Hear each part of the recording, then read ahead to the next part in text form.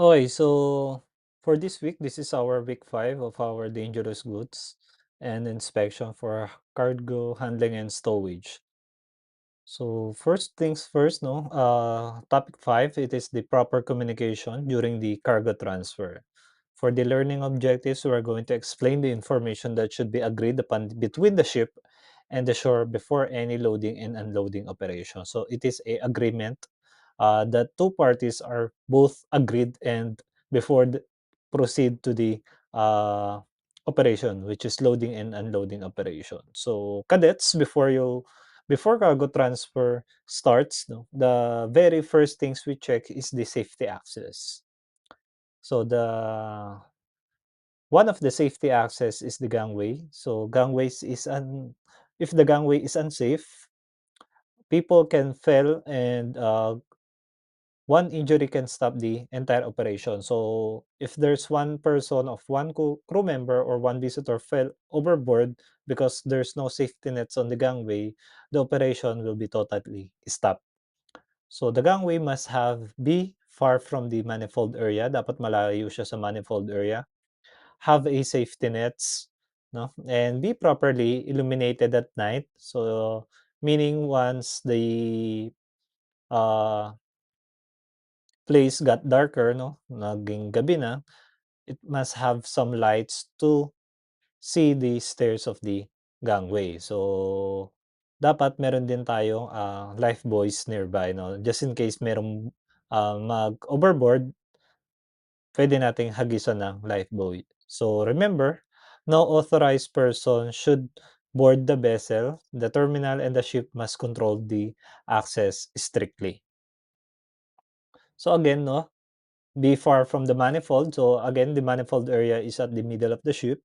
So again, this one is mostly after the manifold on the stern part of the vessel.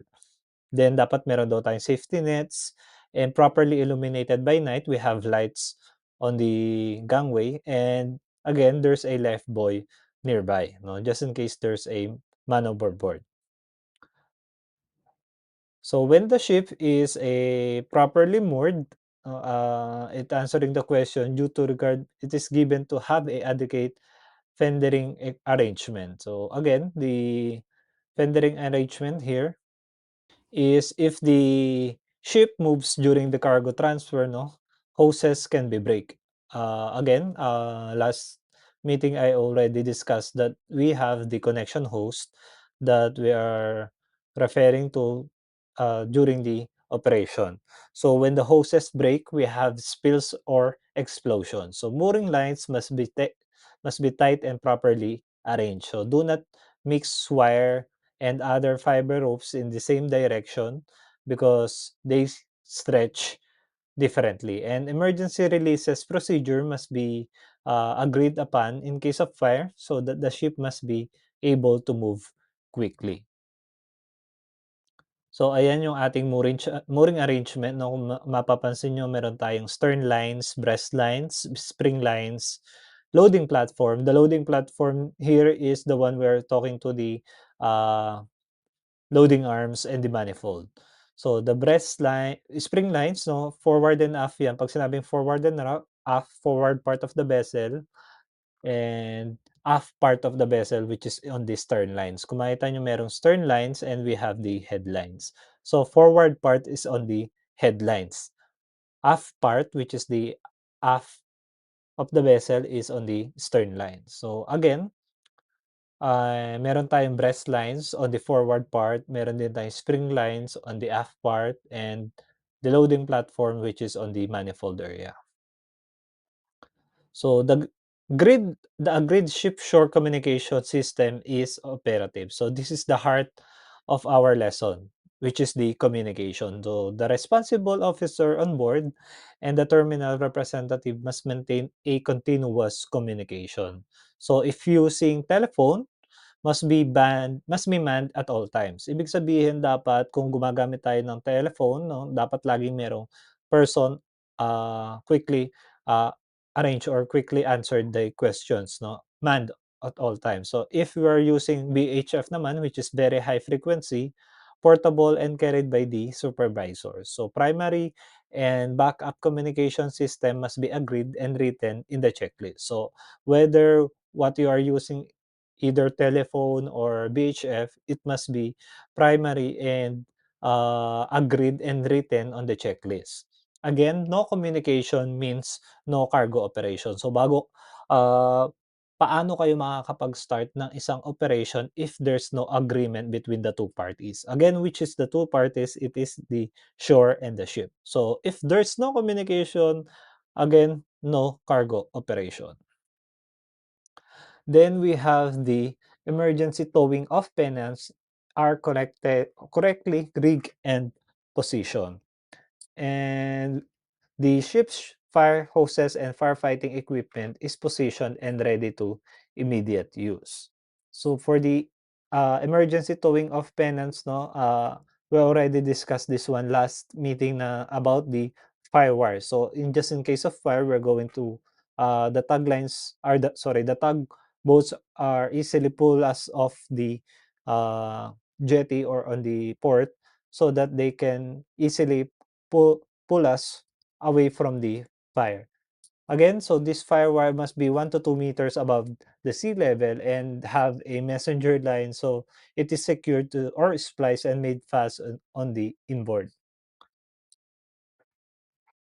Then for our firefighting, no, fire is the biggest danger during the cargo transfer. So both ship and shore must prepare or must position their fire hoses, depressurize fire mains, and be ready for immediate use. So ensure that international shore fire connections is available at all times. Then the terminal's firefighting equipment is positioned and ready for the immediate use. So firefighting equipment on jetty should be correctly positioned and ready for immediate use, meaning that the uh, hoses must be uh, positioned towards on the uh, manifold or towards to the operation kung saan nagkakaroon ng transferring. Kasi siyempre doon magsisimula yung fire. So both ship and shore should ensure that the fire main system can be interconnected and easy quick when they're going to use. So if necessary, the international shore connection must be properly arranged beforehand. Then we have the ship cargo and bunker hoses, pipelines, and manifolds are in good condition, properly rigged, and appropriate for the service intended. Again, all hoses must be properly bolted. Dapat naka-properly ano siya 'no, tightened, bolted, and rated for correct pressure and marked with the test dates.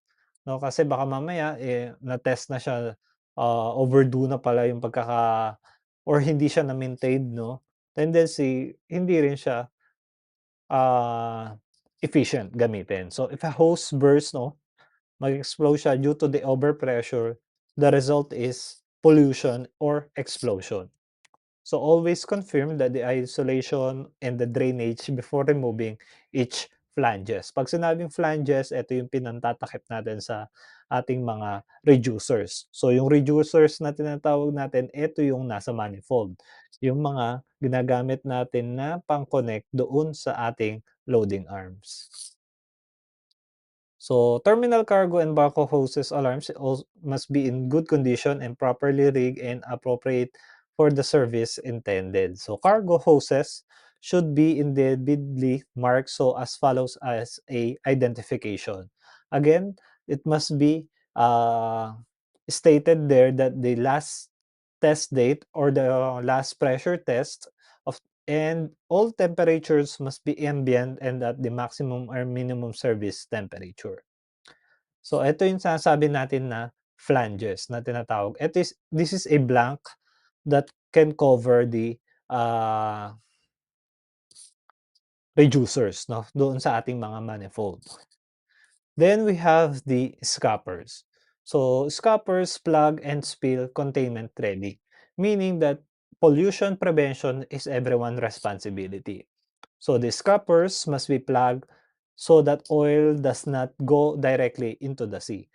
Again, ito yung kunyari mo na naghuhugas tayo ng plato sa ating lababo, 'di ba meron tayong pantakip minsan do'n or sa ating sa banyo 'di ba kapag naghihilamos tayo may pantakip tayo do'n, yung pantakip na doon, ang tawag natin sa barko naman ay scuppers 'no, para hindi, magtuloy sa dagat yung ating mga spill na nagco-contain 'no. So, scuppers must be plugged so oil does not directly drop into the sea. So, drip trays, yung drip trays na yan diyan yung tinukoy natin last meeting, must be empty and also positioned under manifold. So, if water rains needs draining, scuppers must be closely monitored and sealed immediately. Again, before these scuppers is temporarily plugs and will constantly monitor 'no. If there's no operation 'no, kailangan nakatanggal yung scuppers natin. Kasi baka mamaya 'no, we're sailing and we don't have any transfers or internal transfers na ginagawa. So, what's the purpose of putting it in the scuppers 'no? Kung wala namang operation. But then again, if there's an internal operation 'no, internal transfers of cargo, dapat naka-plug in yung ating scuppers. Kasi siyempre, iniiwasan natin yung spill containment and also are correctly managed. So, spill or slope transfers facilities should be well maintained and not an automatic system. Again, with issues such as spilled product or rainwater 'no, para maiwasan yung overboard natin ng mga spills or containment galing sa ating vessel. Kasi siyempre kung nagkaroon ng, oil spill tayo yung mananagot dun 'no, because it is coming from our vessel. Then the ship's, unused cargo and bunks connections are properly secured and flanges are fully bolted 'no. Ayun yung manifold area. Then yung mga pantakip niya, ayun yung flanges.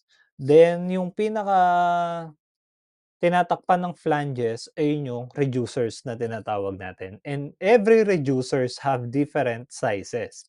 Bakit meron silang different sizes? Because not every port or every pier, port, or loading port ay pare-pareho ng size pagdating sa reducers. Again, kaya magkakaiba ng sizes kung saan magma-match yung size ng reducers going to the, ah pipelines at magkakaroon ng transfer operations coming from port or coming from vessel 'no, or other way round. Again, so for our tank lids 'no, it must be closed and overboard valves are secured. Because, all used tanks openings must be closed and gas tight. No, sea and overboard discharge valves must be visibly secured and many pollution incidents happen because someone's forgot to close or to shut down the valve. So always verify physically and do not assume na nasarado nyo yung mga ah, tanks natin o yung mga openings natin dyan sa barko. All cargo ballast tank lids are closed and openings of tank or venting 'no, should be gas tight except for the gas tankers 'no. Ayun yung mga sinasabi natin kanina. So, close dealloying and sampling system should be used required and international or local regulations as the agreement.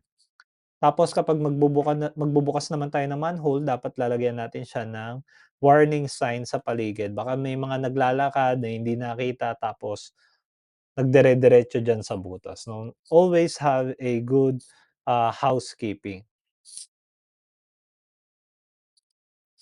Then see an overboard discharge 'no, valves when not in use, closed visibly and secured. Again, experience shows that importance of this in pollutions and avoidance of ships where cargo lines ballast systems are interconnected.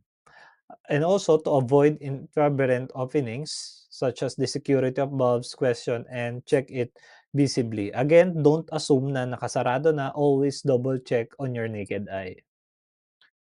Also on the doors 'no, always close. Bakit nga nasarado 'yan? Siyempre kaya tinawag siyang watertight door or weather tight to make sure that all types of weather or all types of, water not coming inside your vessel 'no, to protect you from the, ah environment outside 'no, kaya nagkakaroon tayo diyan ng mga external doors, ports, or windows in our accommodation. So this requirement does not prevent reasonable access to space during the operation. So however, consideration should be given when losing them, such as action were not adversely impact on the safe of patients of the operation. Then sa barko, meron tayong tinatawag na ship's fire control plans are located externally, 'no, para just in case magkaroon ng fire, alam natin kung ano yung dapat nating gawin. So, a set fire of control plans, 'no, meron yan sa bridge, meron yan doon sa manifold area, meron din yan doon sa pagpasok or pag-akyat doon sa may gangway natin. So, this one, a crew member list should also put inside and also included in our fire control plan. So the ship is fitted or required to fitted in the inner gas system, no? In oil tankers, oxygen content must be like 8% or less, no? So bakit? Because fire needs oxygen.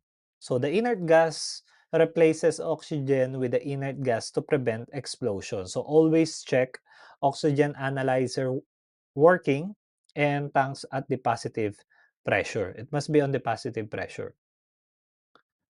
Then pagdating sa ating emergency procedures, 'no,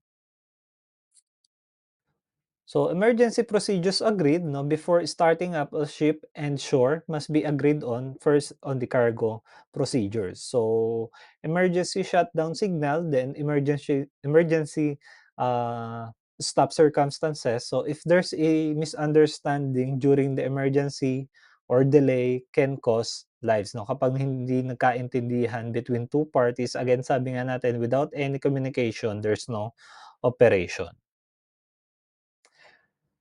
Then we have the material safety data sheet or the MSDS. So for the MSDS and the hazard identification, MSDS must be exchanged from vessel to port, no? And you must know, is gas is toxic, no? Does it contain H2S, or is it flammable, no? And never handle cargo you don't understand. Again, before magkaroon ng loading or discharging operation, you must be familiar with the cargo that you're going to in a operation.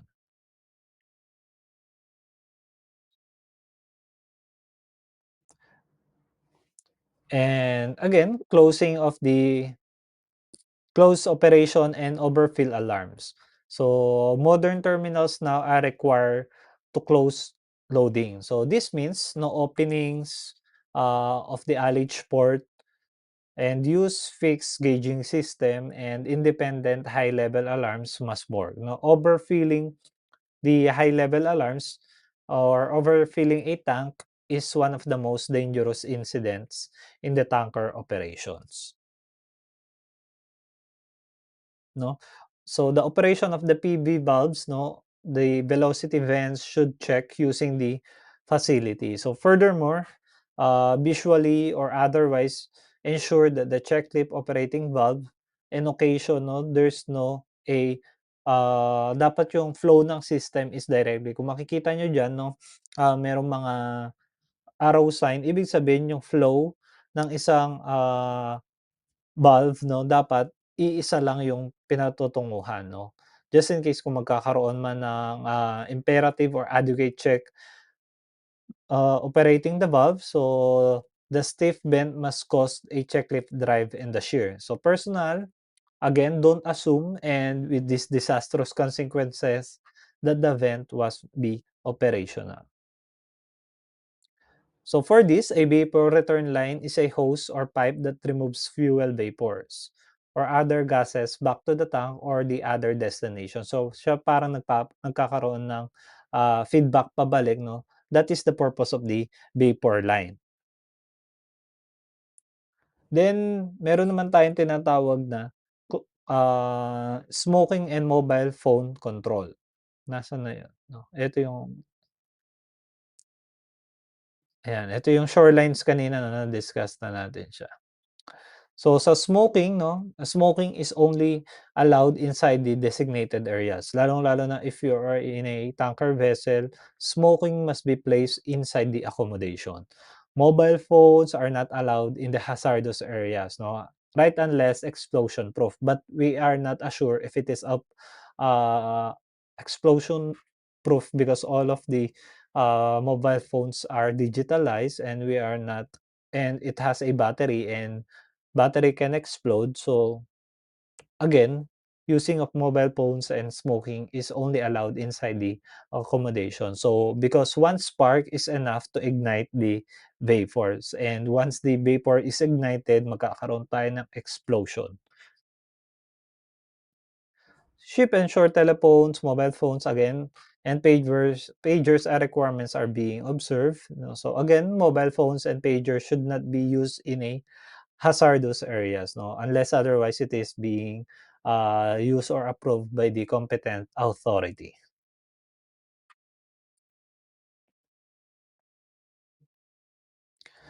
So that is the last part, no. So for us, for our closing statement, no. So Cardets, no, cargo statement is not just a pumping oil. No, it is a coordination between the ship and shore. Again, communication is the key, no? Kasi without communication, there's no operation. So communication prevents fire, explosion, pollution, or even loss of life. So always remember that no checklist completion, no cargo operation. Again, if the checklist is not completed, lahat ng dapat i-check is kahit isa lang siya, hindi siya na-check doon sa checklist, there's no operation. So again, thank you very much for your listening and you can take a break. After 30 minutes, we're going to take a quiz. So review muna kayo and have a health break or uh, mag-agahan kayo 'no. So, after 30 minutes mag-start tayo and I'm going to present the link or the QR code para makapag-join kayo. So, if there's any question, you can raise your virtual hand so we can discuss before we going to start our quiz. Again, thank you very much for your listening.